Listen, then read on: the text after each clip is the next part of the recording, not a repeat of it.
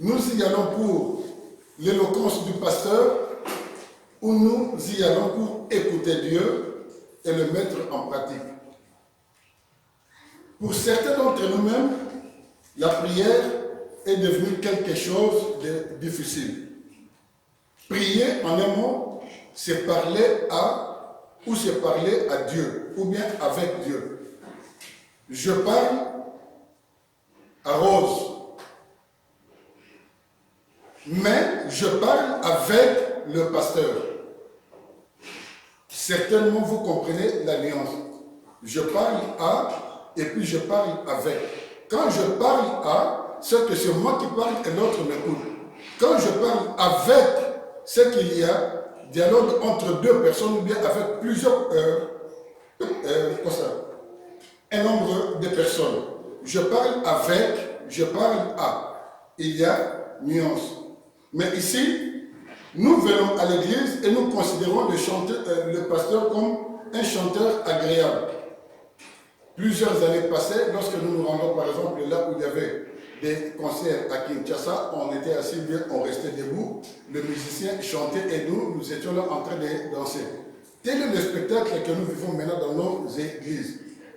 Les églises sont remplies de gens qui ne sont plus disciples. Ils viennent juste pour faire de la figuration, ils viennent juste pour qu'on dise qu'ils sont chrétiens, ils viennent juste pour dire qu'ils sont allés à l'église, mais la puissance de Dieu, pourquoi elle n'agit plus? Pourquoi la puissance de Dieu n'agit plus, même dans nos vies, même dans nos assemblées? Je me souviens encore vers les années 90, j'étais responsable du service d'accueil, service d'ordre. On se tenait devant la porte avant que les gens entrent, ou bien les personnes rentraient dans la salle. Mais tu voyais certaines personnes arriver devant la porte d'entrée de l'église qui ne voulaient pas entrer. Mes frères, pourquoi tu ne veux pas entrer? J'ai peur, mais tu as peur de quoi? Pouf, la personne tombe. Délivrance. Mais aujourd'hui, dans nos assemblées, possédé ou non possédé, tout le monde entre. L'église est devenue comme un marché. C'est vrai, nous n'avons pas besoin des gens qui se portent bien, qui viennent à l'église. Dieu a besoin des malades. Dieu a besoin des gens qui sont dans des difficultés, qui viennent auprès de lui et que par sa puissance, ces personnes puissent trouver la solution à tout ce qui les encombre. C'est ça notre but, c'est ça notre objectif. Tu es malade, tu viens à l'église, Dieu te guérit.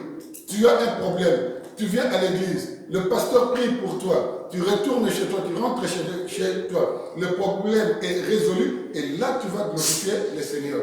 Mais si tu viens à l'église juste pour faire de la figuration, écouter et ne pas mettre en pratique, je le dis comme je l'ai dit dimanche dernier, nous venons tout simplement pour chauffer le banc.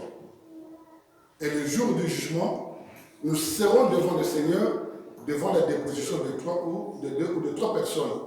Et là, tu ne pourras pas nier. Je me résume ou bien je me répète, l'obéissance vaut mieux que les sacrifices. Écouter, c'est une chose, mais mettre en pratique, c'en est encore une autre chose. Jérémie, le prophète Jérémie, chapitre 11, du premier verset jusqu'au verset 6.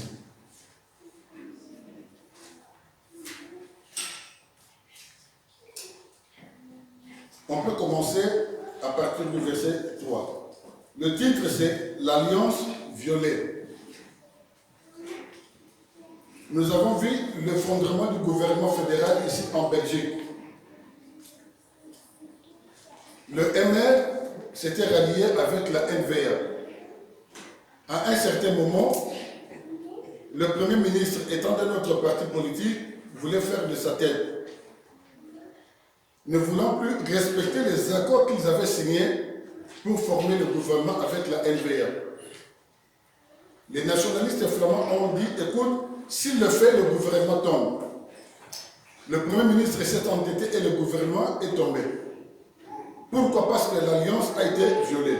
Ici, on nous dit au verset 3 du chapitre 11 de Jérémie, c'est Dieu qui dit, il dit à Jérémie, dis-leur, ainsi parle l'Éternel, le Dieu d'Israël. 1. Maudit soit l'homme qui n'écoute point les paroles de cette alliance. C'est l'alliance que Dieu avait traitée avec Israël lorsque ce peuple était encore en Égypte. Maudit soit l'homme qui n'écoute point les paroles de cette alliance que j'ai prescrite à vos pères, le jour où j'ai les ai fait sortir du pays d'Égypte, de la fournaise de fer, en disant, écoutez ma voix et faites tout ce que je vous ordonnerai. Là, c'est Dieu qui nous interpelle, qui t'interpelle mon frère, qui m'interpelle moi-même, qui nous interpelle. Si nous voulons être forts, si nous voulons glorifier le Seigneur, si nous ne voulons pas attrister le Saint-Esprit, pour ceux qui ont été baptisés d'eau et du Saint-Esprit, si nous ne voulons pas nous attrister nous-mêmes, écoute la voix du Seigneur, écoute ce que Dieu dit et fais tout ce qu'il te demande. Écoutez ma voix et faites tout ce que je vous ordonnerai. Si tu ne veux pas être frappé par la malédiction, écoute et ne fais rien. Certainement que tu continueras à pleurer et à pleurnicher, à te lamenter et que tu ne verras rien s'ouvrir au-devant de toi. Dites aux enfants d'Israël qu'ils écoutent ma voix et qu'ils fassent tout ce que je leur ordonnerai. Je vous interpelle, frères et sœurs, que nous ne puissions pas nous borner juste à écouter. Certainement que nous nous considérons comme des mal avisés. Il y a des choses qui ne collent plus avec le christianisme. Il y a des choses que nous faisons qui ne collent plus avec notre état. On se considère comme étant chrétien, chrétien de nom, mais on ne l'est plus. Quelqu'un disait crétin ou chrétien. Ordonne et dis à mon peuple qu'ils écoutent ma voix et qu'ils fassent tout ce que je leur ordonnerai. Dans nos prières, Seigneur, j'ai besoin. Dieu, j'ai besoin. Dieu, j'ai besoin. Mais qu'en sera-t-il d'un parmi nous qui disent, écoute Seigneur, je t'ai assez demandé, dis-moi ce que tu veux que je fasse pour toi. Parce que nos prières, c'est toujours des demandes. Seigneur, j'ai besoin. Seigneur, j'ai besoin. Mais Dieu a besoin aussi de toi pour que tu lui rendes service. Dieu a besoin de toi pour que tu fasses ce qu'il te demande de faire. Et si tu le fais, certainement que Dieu n'est pas un homme pour mentir ou fils d'homme pour se mentir. Il te donnera ce que ton cœur désire. Dans 2 Rois, chapitre 5, toujours dans l'Ancien, c'est l'histoire d'un général syrien.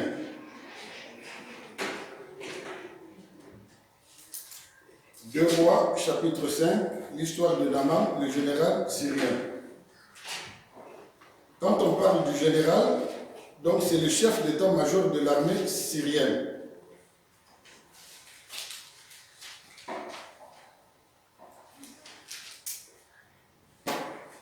Voilà. Il s'appelait Naaman. Il était un acte de malédiction. La personne a péché et Dieu le frappe de la lèpre.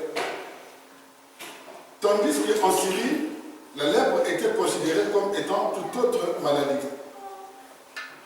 Mais le général qui jouissait de toutes les faveurs de son chef, étant malade, le roi ne l'a pas dit, écoute, va te faire soigner, ou bien je te mets en quarantaine jusqu'à ce que tu sois guéri et tu reviendras pour reprendre ta place.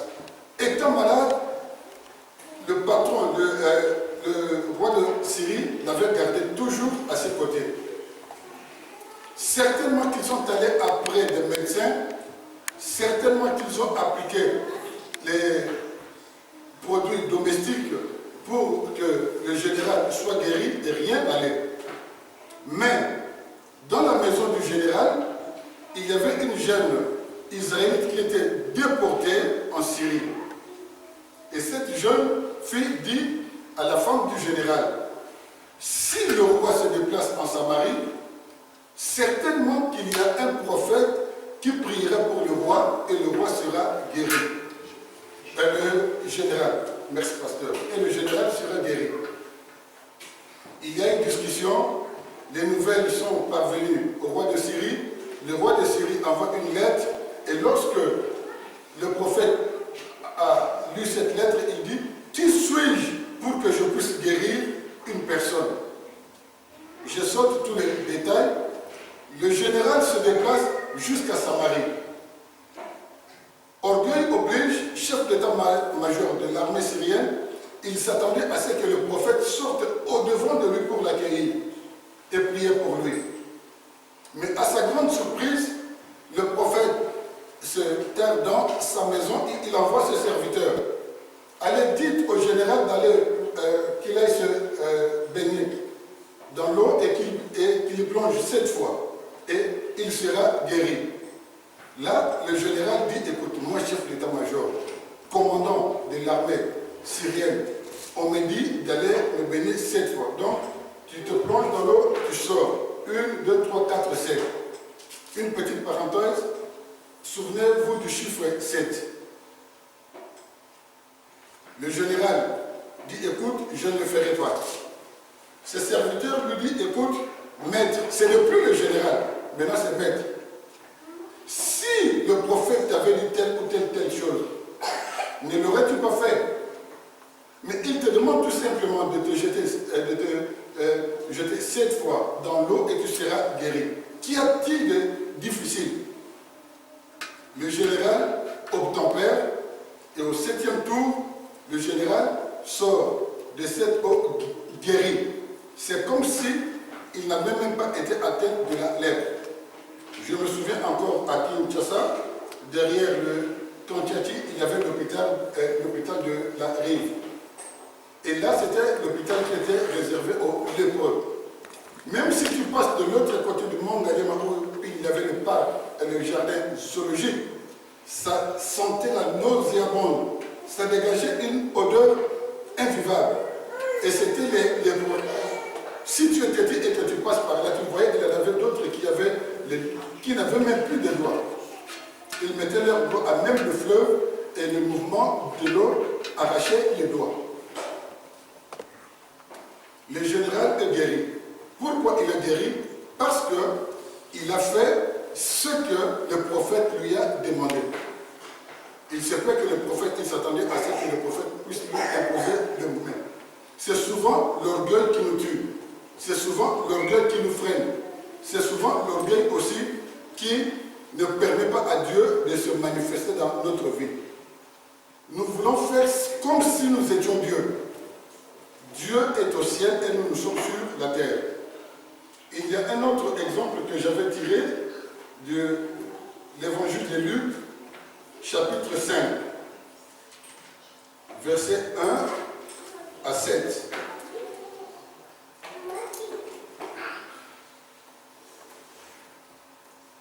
L'évangile de Luc, chapitre 5, premier verset jusqu'au verset 7. Si nous avons trouvé, nous pouvons lire ensemble. Comme Jésus se trouvait auprès du lac de Génézareth et que la foule se pressait autour de lui pour entendre la parole de Dieu, il vit au bord du lac deux barques, d'où les pêcheurs étaient descendus pour laver leur filet. Il monta dans l'une de ces barques qui était à Simon et il le pria de s'éloigner un peu de terre. Puis il s'assit et de là-bas, il enseignait la foule. Lorsqu'il a cessé de parler, il dit à Simon, avance en pleine eau et jetez vos filets pour pêcher. Simon lui répondit, Maître, nous avons travaillé toute la nuit sans rien prendre, mais sur ta parole, je jetterai le filet. L'ayant jeté, il prit une grande quantité de poissons et leur filet se rompait. Il fit signe à leurs compagnons qui étaient dans l'autre barque de venir les aider. Il vint et il remplit de les barques au point qu'elles s'enfonçaient. Cette histoire, il y a un groupe de pêcheurs. C'était des pêcheurs chevronnés, comme le drame qui a eu lieu dernièrement à France, où il y a 3 ou 4 pêcheurs qui sont morts, et ceux qui étaient partis des rives pour aller secourir les pêcheurs ont péri aussi. Ici, on nous parle de pêcheurs chevronnés. Ils avaient l'habitude d'aller pêcher la nuit. Et chaque fois qu'ils allaient pêcher, ils revenaient avec une quantité de poissons. Mais ce jour-là, ils ont travaillé toute la nuit et ils n'ont rien eu. Le matin, ils reviennent au port et Simon est en train de laver ses filets. Jésus arrive,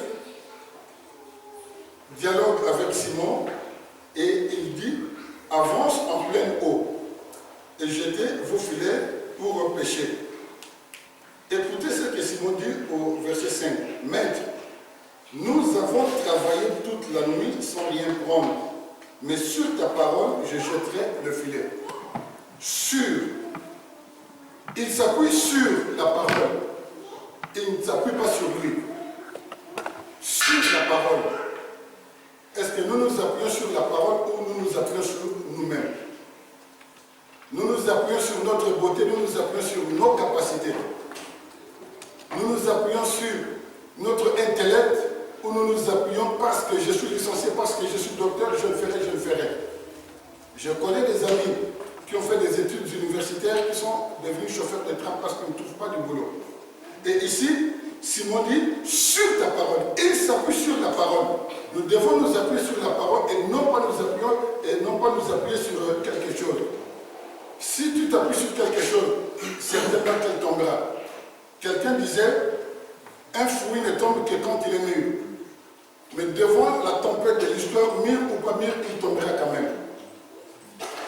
Depuis que je suis né, je n'ai jamais passé la nuit dans un lit d'hôpital. Mais il est mort dans un lit d'hôpital.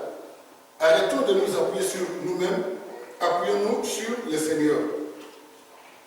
Et il dit, l'ayant jeté, ils prirent une grande quantité de poissons et leur filet se rompait. Lorsque Dieu te bénit, il te bénira en abondance jusqu'à ce que tu puisses donner même aux personnes qui sont autour de toi. Mais pour que tu sois béni, écoute, 2, mets en pratique et va en pleine eau avec le Seigneur. Va dans les profondeurs. Le Seigneur te conduira dans les profondeurs, dans les situations les plus difficiles où tu te retrouveras en disant, est-ce que Dieu est encore avec moi? Est-ce que Dieu est encore avec moi? Abraham, dans le livre de Genèse, chapitre 22, la ligature d'Abraham. Qu'est-ce que Dieu avait dit à Abraham? Prends ton fils et offre-le-moi en sacrifice. Abraham a pris le couteau, Abraham a pris tous les ustensiles qui étaient nécessaires pour faire le sacrifice. Mais en allant, le fils lui dit, papa, il y a tout ce qu'il te faut, mais où est l'agneau? Où est la bête? L'Éternel pourvoira. Je ne veux pas dire que l'Éternel pourvoira, mais je voulais tout simplement attirer notre attention, c'est que Abraham a obéi à ce que Dieu lui a demandé. Je te demande de m'offrir ton fils, il n'a pas hésité. Si ce n'est à notre époque, nous allons dire, écoute, c'est Satan qui m'a parlé, il me demande de lui offrir mon fils, je ne le ferai pas. Alors nous devons écouter, savoir écouter la voix du Seigneur. Par la prière. La prière est une possibilité de dialoguer avec Dieu. Lorsque nous étions encore jeunes, si tu as par exemple un problème avec une personne, on disait on coupe l'affaire, la cassure et cassa. Donc je ne te parle plus. Donc même quand tu vois la personne, toi tu tournes à gauche, vous pouvez vous passer à 1,30 m ou bien 10 cm, tu ne parles plus à cette personne. Mais pour certains d'entre nous, nous avons considéré Dieu comme étant notre ennemi. Pourquoi notre ennemi? Parce qu'on ne parle plus à Dieu. La seule possibilité que nous donne, c'est par la prière. Quand tu pries, tu parles avec Dieu. Mais quand tu ne parles pas avec Dieu, d'où viens-tu que la solution provienne? Où veux-tu trouver la solution? Ce n'est qu'avec Dieu que tu trouveras la solution à tes problèmes. Ce n'est que dans l'obéissance que tu trouveras la solution à tout ce qui t'encombre. Revenez dans la pratique. Revenez dans la prière. Saisis cette occasion pour dire, écoute Seigneur, je croyais que seul je pouvais avancer. Je croyais que juste en me limitant à écouter la parole, que j'étais chrétien. L'écoute ne suffit pas. Écoute et mets en pratique. Nous avons lu Ézéchiel 33 et nous avons lu Jérémie 11. Et je viens de donner l'exemple de Naaman le Syrien dans 2 Rois 5 et la pêche miraculeuse dans le livre de Luc. Les difficultés, c'est notre train de chaque jour. Le pasteur l'a dit tout à l'heure pendant le temps d'intercession, la vie chrétienne est comme un dent de scie. C'est comme le flot de la mer. Aujourd'hui tu es fort et demain tu peux être faible. Mais le plus important, c'est que tu sois toujours avec le Seigneur, que tu puisses t'accrocher. Même si le bateau coule, que tu puisses t'accrocher. Il y a des gilets de sauvetage. Nous avons tous ces dons Dieu a mis à notre disposition pour que nous ne puissions pas couler. Même si tu coules, coule avec lui. Les 4 jeunes gens, Daniel, Meshach, Abednego, Shadrach, ainsi que Michael, qu'est-ce qu'ils ont dit? Au roi, quelle que soit la décision que tu prendras, sache que nous ne changerons point. Même si Dieu n'intervenait pas, nous ne changerons point. Et Dieu a exaucé leur prière. Mais qu'en est-il de nous? Lorsqu'il y a une nouvelle, directement, tu tournes la tête. Est-ce que Dieu est encore avec moi? Est-ce que Dieu m'écoute? Est-ce que Dieu me voit? C'est très bien de se poser ces questions. Mais je voulais revenir à ce que j'avais planifié pour aujourd'hui. Que nous puissions tout simplement ne pas nous borner à écouter les Seigneurs, mais que nous puissions aussi mettre en pratique.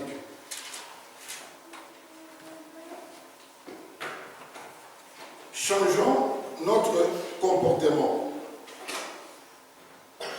Changeons notre comportement. Là, je tire vers la conclusion que nous ne puissions plus être considérés comme étant de mal avisés. N'improvisons pas les choses, frères et sœurs. Je voulais tout simplement nous interpeller. Le fait de venir à l'église, ce n'est pas que ça ne fait pas de toi un chrétien, une chrétienne. Si le Fils t'a réellement affranchi, tu seras libre. Je l'ai dit. Si Christ t'a réellement affranchi, tu seras libre. Il y aura des combats, il y aura des obstacles, il y avait des montagnes, il y aura des montagnes sur ton chemin. Mais sache que Jésus sera avec toi pour que tu puisses mener une vie normale. Que nous ayons nos regards tournés vers le Seigneur. Que nous ayons notre foi vers le Seigneur. Parce que par rapport à tous les exemples que j'ai donnés ici, de la pêche miraculeuse, de Néhémie, de Naaman, il n'y a pas eu question de foi. On ne parle même pas de la foi. On parle tout simplement de l'obéissance. Et pour couronner le tout, il y a l'exemple du Seigneur Jésus-Christ lui-même. Dans Ésaïe 53, si nous pouvons lire, Ésaïe chapitre 53, versets 1 à 4. Je lis Ésaïe chapitre 53, versets 1 à 4. Qui a cru à ce qui nous a été annoncé, qui a reconnu le bras de l'Éternel. Il s'est élevé devant lui comme une faible plante, comme un rejeton qui sort d'une terre desséchée. Écoutez ici, il n'avait ni beauté ni éclat pour attirer nos regards et son aspect n'avait rien pour nous plaire. C'est que Jésus n'était pas beau. Disons les choses telles qu'elles sont. Méprisé et abandonné des hommes, homme de douleur et habitué à la souffrance. La question que je me pose, sommes-nous des hommes ou des femmes de douleur?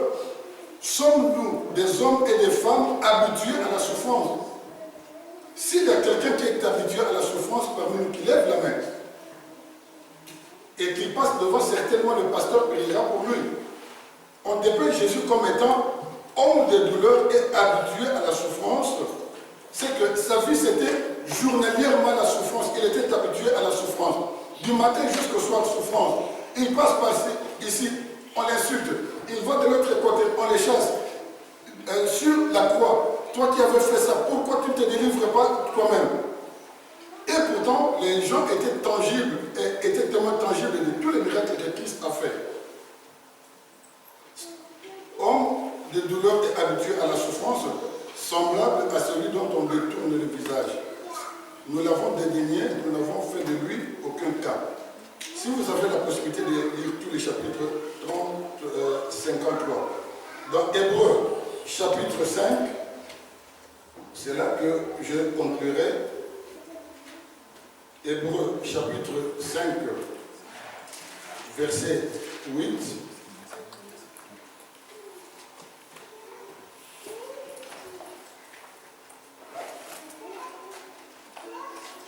Si nous avons trouvé, je commence au verset 7.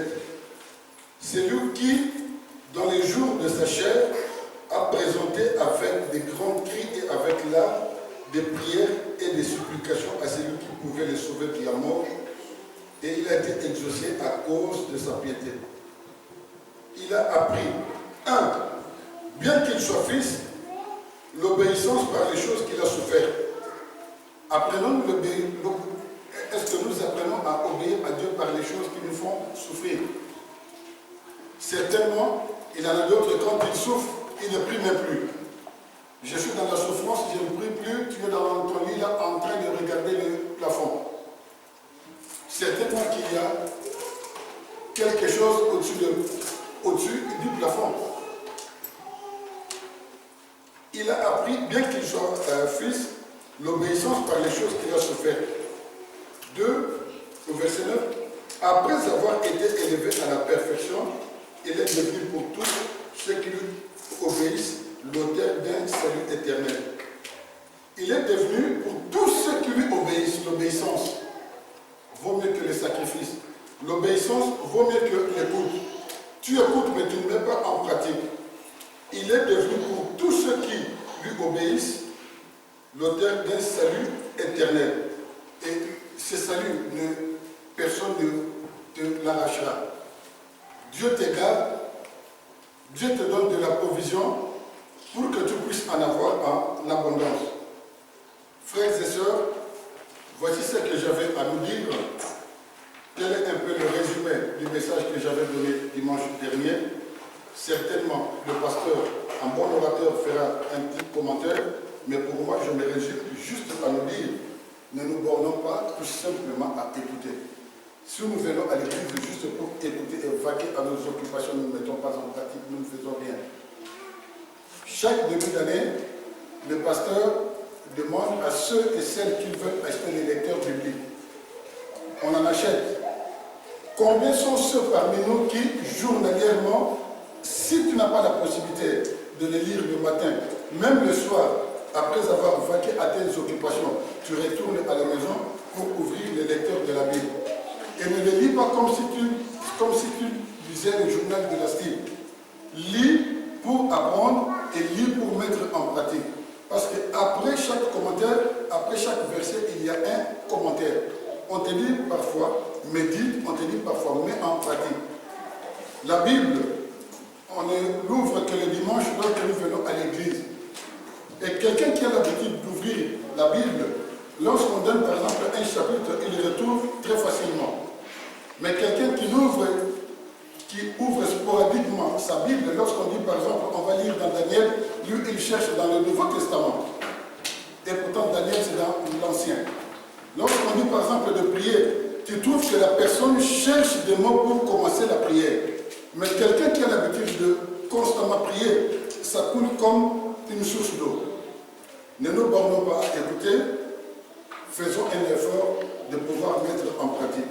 En bon entendeur, salut, merci et bon dimanche.